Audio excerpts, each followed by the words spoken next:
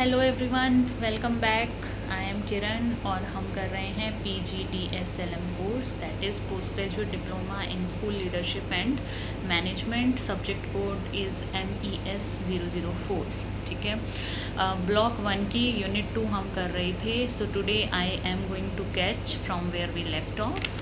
तो management of team, management of self and management of team तक topic हमने cover up कर लिया था।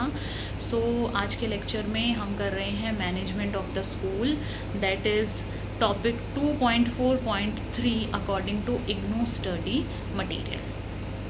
सो you can check it out once in the book also, आपके पास जो भी स्टडी मटेरियल आया है। सो मैनेजमेंट ऑफ स्कूल में क्या है, it involve a tool, that tool is called management cycle.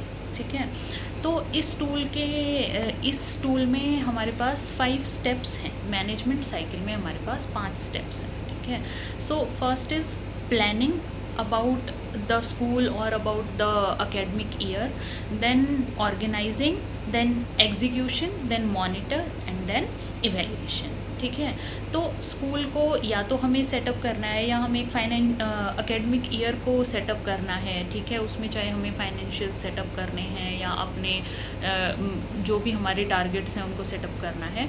तो ये 5 स्टेप्स हमें उसमें सब कुछ देखकर और we have to plan accordingly. ठीक है, तो इसका एक एग्जांपल मैं आपको देती हूँ। It is very very simple example कि ये सारी चीज़ आप एक्चुअल में कैसे कर सकते हो, स्कूल के लिए कैसे यूज़ करोगे इसको, पहले मैं बताती हूँ। नॉर्मली हम घर में इसको कैसे यूज़ कर सकते हैं।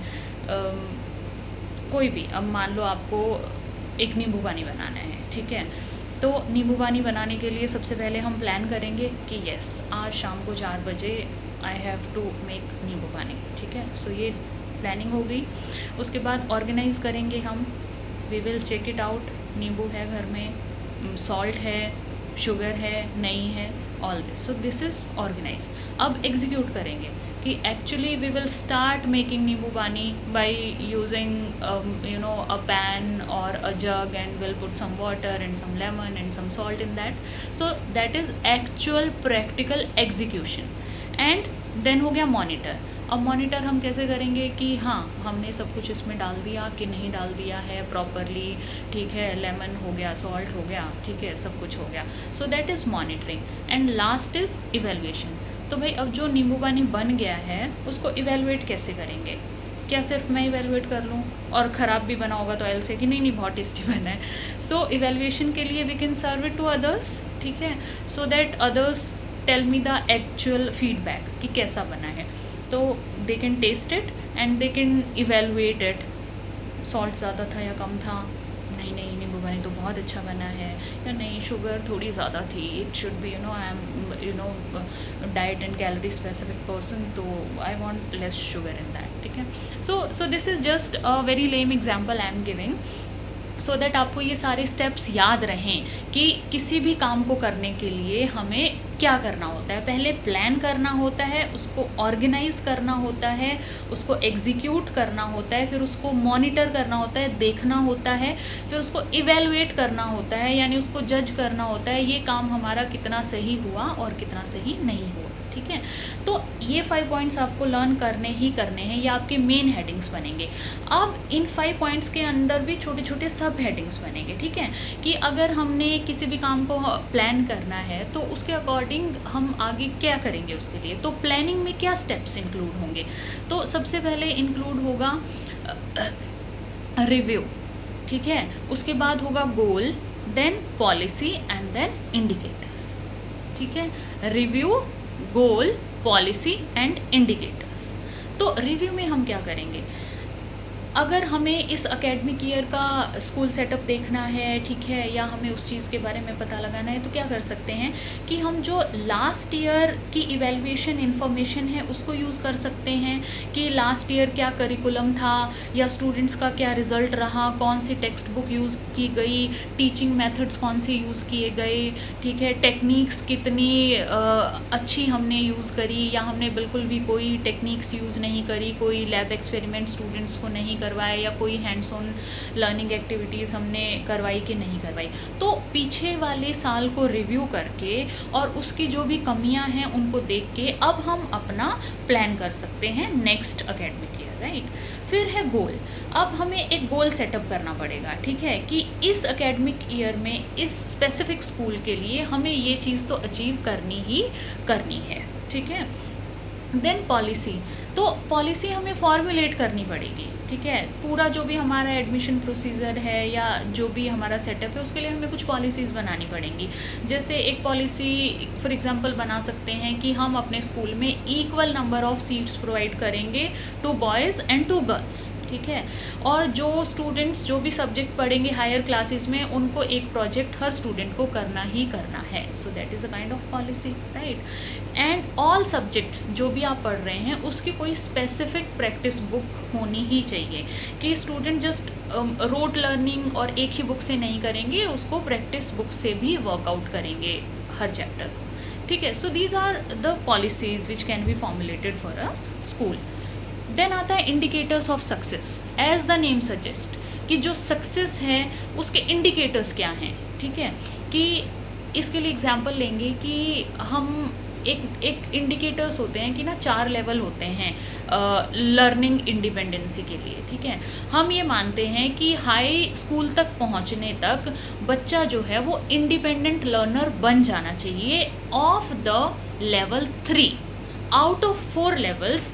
लेवल 3 तक इंडिपेंडेंट लर्नर वो बन जाना चाहिए, उसकी उतनी रीडिंग और राइटिंग स्किल्स होनी ही चाहिए, उसकी उतनी इंडिपेंडेंसी किसी भी स्पेसिफिक सब्जेक्ट के लिए होनी ही चाहिए। So in this way we can measure the success, ठीक है। So these are the indicators of success.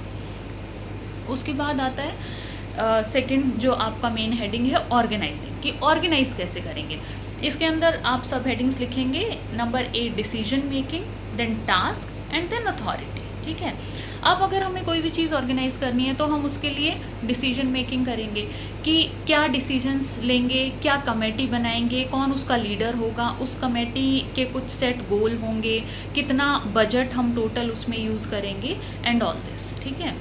फिर हम करेंगे number B that is task analysis, कि each committee member will meet the subject teacher and assign a task, कि madam और sir आपको इस एकेडमिक ईयर में या इन 3 मंथ्स में ये टास्क है, ये सिलेबस है, ये आपको कंप्लीट करना ही है, राइट। देन आता है अथॉरिटी।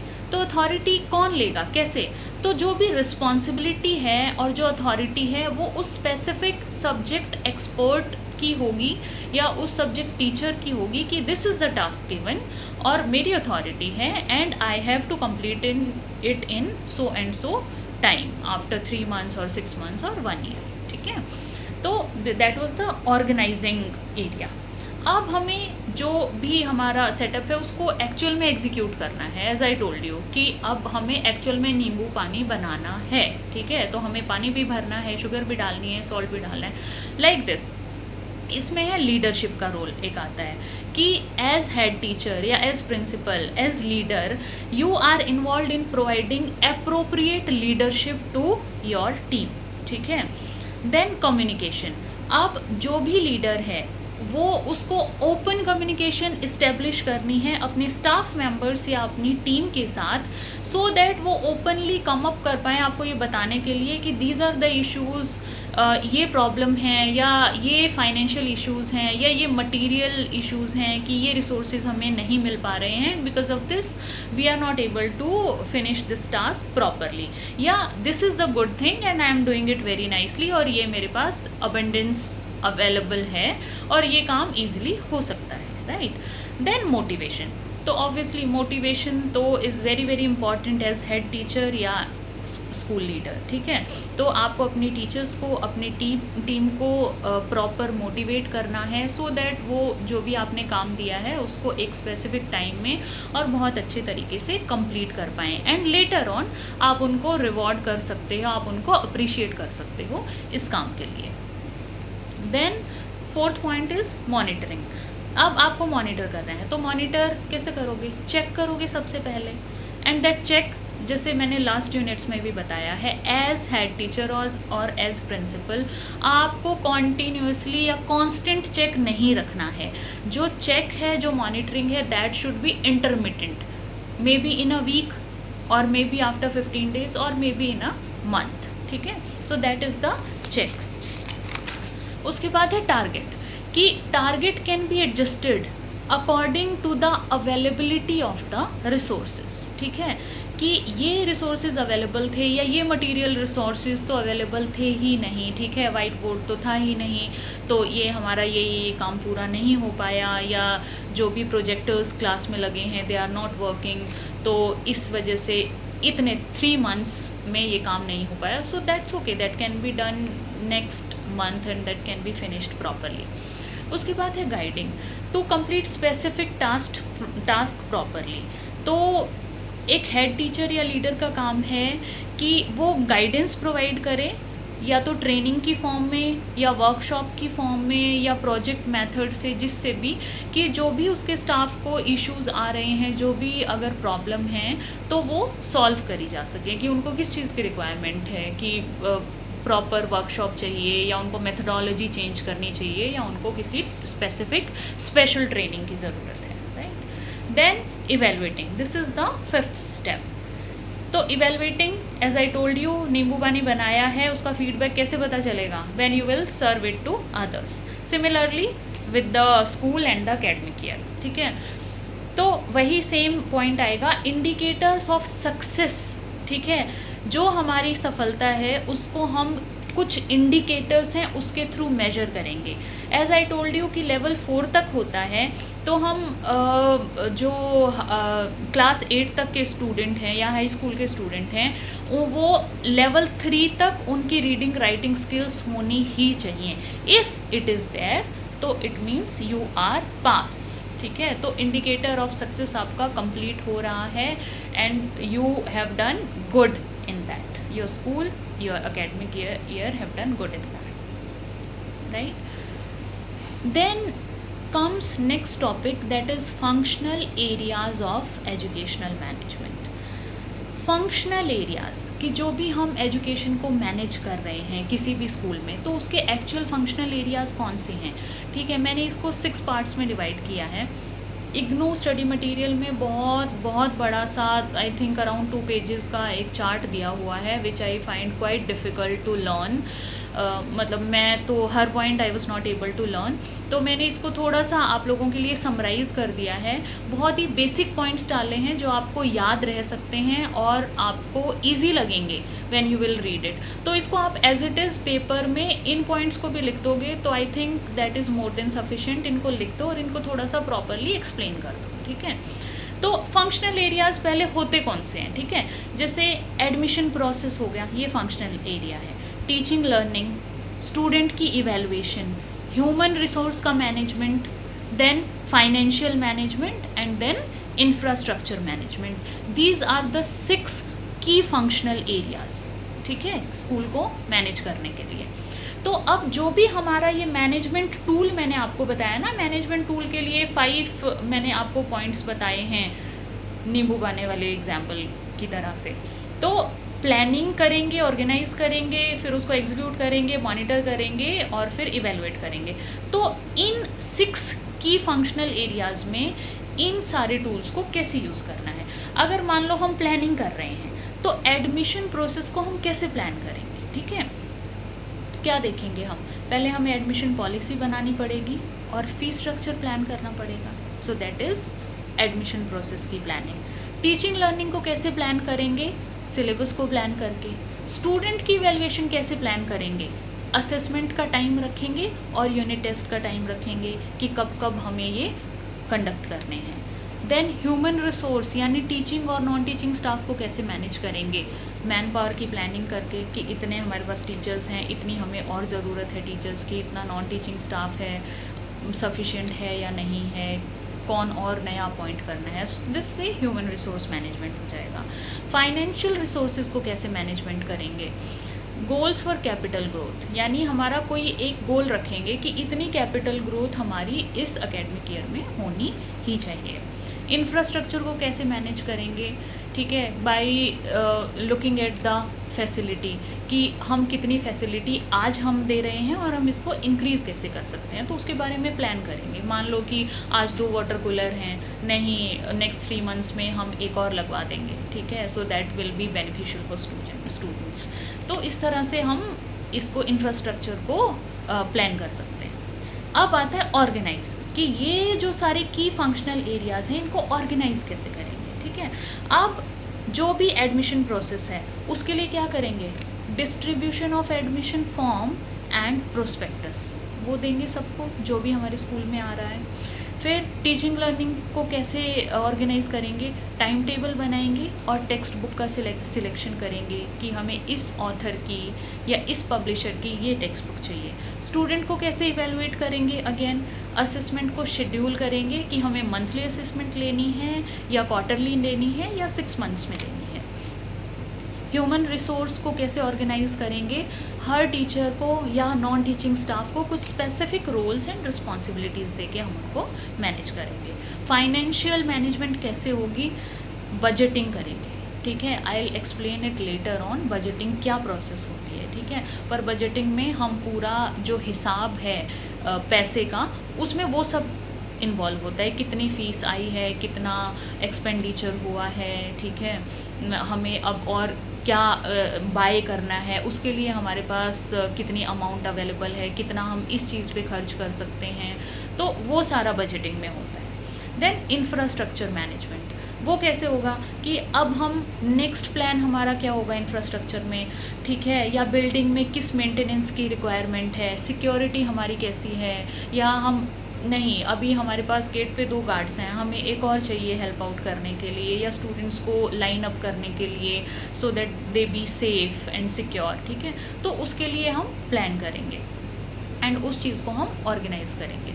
देन एग्जीक्यूट, कि अब इसको प्रैक्टिकली कैसे एग्जीक्यूट करेंगे, जैसे एडमिशन प्रोसेस के लिए हम एडवर्टाइजमेंट्स लगाएंगे, न्यूज़पेपर में देंगे, टीवी में देंगे, इंटरनेट पे स्प्रेड करेंगे, राइट। देन टीचिंग लर्निंग को कैसे एग्जीक्यूट करेंगे, लेसन प्लान्स वेरी इंपॉर्टेंट, ठीक है।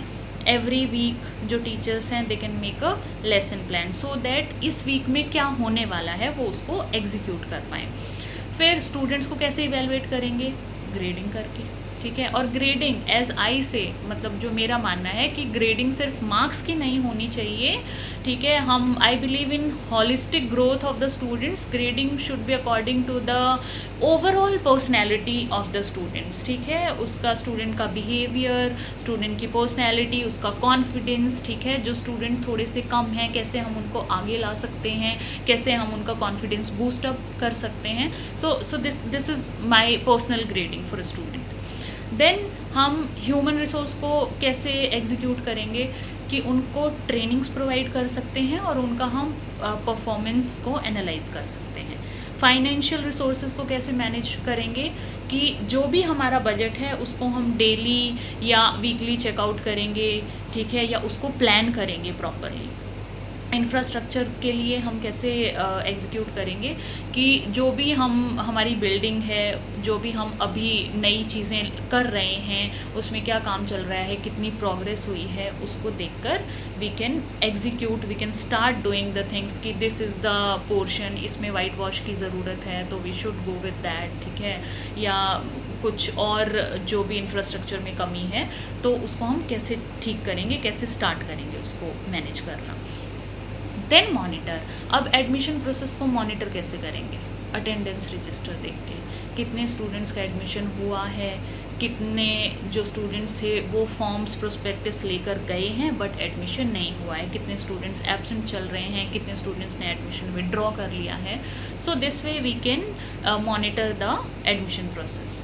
अब हम देखेंगे कि टीचिंग लर्निंग को कैसे मॉनिटर कर सकते हैं, बाय क्लासरूम ऑब्जर्वेशन। जो भी प्रिंसिपल या हेड टीचर है they can go in specific lectures and they can monitor the lectures in the classroom. Teaching learning को कैसे, स्टूडेंट इवेल्युएशन कैसे करेंगे, result and review of assessment tools, results को देख के, ठीक है, रिव्यू करेंगे जो भी हमने असेसमेंट करी है कि जो भी ग्रेड्स आए हैं वो क्या सिर्फ टेस्ट मार्क्स के बेसिस पे हैं या ओवरऑल पर्सनैलिटी के बेसिस पे हैं, उसको मॉनिटर करेंगे। देन ह्यूमन रिसोर्स को कैसे मॉनिटर करेंगे, मंथली रिपोर्ट से कि किस टीचर की क्या रिपोर्ट रही है या उसकी क्या इश्यूज़ रहे हैं, क्या कोई कंप्लेंट्स थी या क्या कोई अप्रिसिएशन थी, वो सब। फाइनेंशियल रिसोर्सेज को कैसे मॉनिटर करेंगे, इंटरनल ऑडिट्स करके। इंटरनल ऑडिट जो हम अपने स्कूल में ही इंटरनली ऑडिट कर लेते हैं कि जो भी क्लर्क या जो भी आपका फाइनेंशियल अकाउंट को देखने वाला स्टाफ है वो नहीं, रादर देन दैट पर्सन कोई और टीचर या जो भी कोऑर्डिनेटर्स हैं आपके, वो एक बार अकाउंट को रीचेक कर लें कि उसमें कोई मिस्टेक्स तो नहीं है, कोई प्रॉब्लम्स तो नहीं है, तो दैट इज़ इंटरनल ऑडिट। तो in this way we can financial resources को मॉनिटर कर सकते हैं। इंफ्रास्ट्रक्चर को कैसे मॉनिटर करेंगे कि जो भी हमने काम स्टार्ट करवाया था, अगर वहाँ वाइट वॉश नहीं थी तो वो कैसे चल रही है, हो गई है, नहीं हो गई है, या इसमें और कितना टाइम लगेगा, ठीक है, उसमें कोई कमी तो नहीं रह गई, या उसमें और कितनी रिक्वायरमेंट्स हैं, कहाँ कहाँ पे और ज़रूरत है, उसको देख के। इवेल्युएशन कैसे करेंगे, एडमिशन प्रोसेस को हम इवेलुएट कर सकते हैं by reviewing the admission system, ठीक है, कि एडमिशन सिस्टम कैसा रहा, जो हमने फ़ी स्ट्रक्चर थी वो कैसा रहा, ज़्यादा तो नहीं था, ठीक है, या कितने स्टूडेंट्स ने एडमिशन लिया, किसने नहीं लिया तो क्या रीज़न रहा, क्यों नहीं एडमिशन लिया। देन टीचिंग लर्निंग को कैसे इवेलुएट करोगे, स्टूडेंट से के सेटिस्फेक्शन से करेंगे, और we can study the gap कि जो टीचिंग लर्निंग में जो भी हमने टारगेट सेट किया था वो, और जो हमारी एक्चुअल अचीवमेंट रही है वो, उसमें कितना गैप रहा है, तो उससे टीचिंग लर्निंग को हम इवेलुएट कर सकते हैं। स्टूडेंट इवेलुएशन अगेन रिज़ल्ट को रिव्यू करके हो सकती है। देन ह्यूमन रिसोर्स जो हैं उनको कैसे इवेलुएट कर सकते हैं, परफॉर्मेंस अप्रेजल से, ठीक है, या इंक्रीमेंट देकर। अगेन फाइनेंशियल रिसोर्सेज को कैसे करेंगे, एक्सटर्नल ऑडिट से।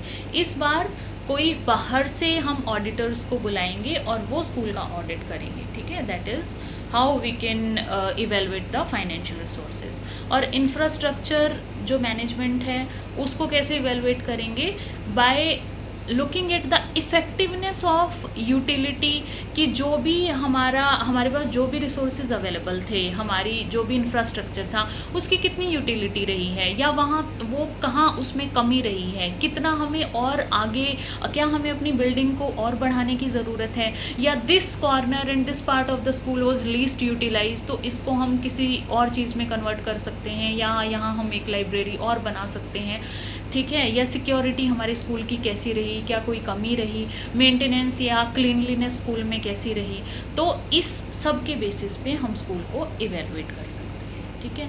सो दिस इज़ हाउ, एक वो बहुत बड़ा सा टेबल है उसको मैंने समराइज़ कर दिया है कि आपके पास 6 की फंक्शनल एरियाज़ हैं, जैसे कि एडमिशन प्रोसेस का हो गया, टीचिंग लर्निंग का हो गया, स्टूडेंट इवेलुएशन का हो गया, human resource, financial resource and infrastructure management, ठीक है। तो इन 6 की एरियाज़ को हम जो टूल है, मैनेजमेंट टूल है, उसके अकॉर्डिंग कैसे, उसके कॉन्टेक्स्ट में कैसे एक्सप्लेन कर सकते हैं, right. So that was all about unit 2। मैं एक बार आपको थोड़ा सा रिवीजन फॉर्म में बता देती हूँ कि हमने कैसे स्टार्ट किया था।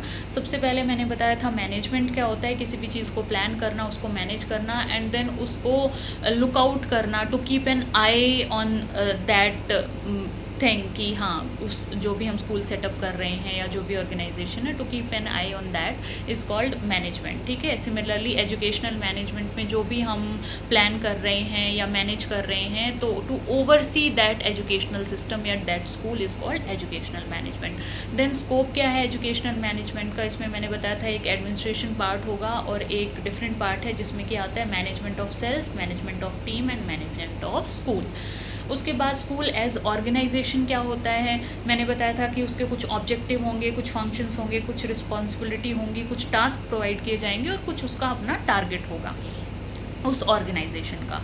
कुछ पॉइंट्स बताए थे कि क्या इश्यूज होते हैं हेड टीचर्स के साथ जिस पे generally they don't pay attention.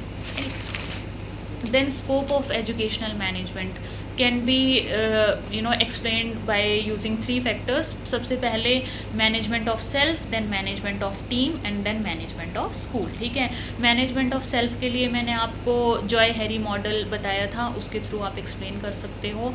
फिर उसको कैसे हमें वो इस काइंड ऑफ डिसफंक्शनैलिटी या a flaw in your personality, उसको कैसे ठीक कर सकते हैं, फीडबैक और रिफ्लेक्शन से। फिर management of team, as I did explain you कि एज टीम लीडर जो आपके टीम मेंबर्स हैं they should be respectful to each other. ठीक है, लिसनिंग कैपेबिलिटी हमारे में होनी चाहिए and all this. Then management of school, जो मैंने आपको अभी इस लेक्चर में एक्सप्लेन किया है कि उसके लिए हम एक मैनेजमेंट टूल यूज़ करेंगे। उस मैनेजमेंट टूल में 5 पार्ट्स इंक्लूडेड हैं, जो मैंने आपको एग्जाम्पल देकर भी समझा दिए हैं। वो 5 हेडिंग्स, मेन हेडिंग्स के अंडर कुछ सब हेडिंग्स हैं, तो जो मैंने आपको अभी एक्सप्लेन किया है।